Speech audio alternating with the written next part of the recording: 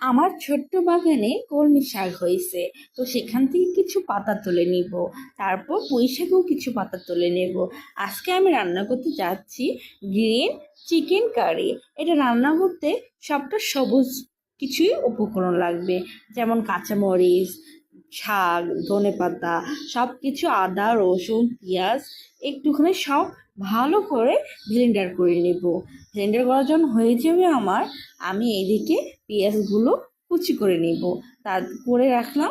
আর এখানে আমি মাংসটাকে ধুয়ে ম্যারিনেট করে রাখবো 10 মিনিট। 10 মিনিট ভালোভাবে ম্যারিনেট হলে এর যে আসল টেস্টটা পাওয়া যাবে।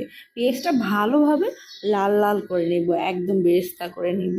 তারপর এখানে আমি যে আগে থেকে যে মাংসটা ম্যারিনেট করে রাখছি সেটা দিয়ে দিব, একটু হলুদ দিব। তারপর ভালোভাবে কষাই নিয়ে আবার এখানে একটু দিব লবণ, লবণ দিব পরিমাণ মতো। সব কিছু একসাথে কষাই নিব।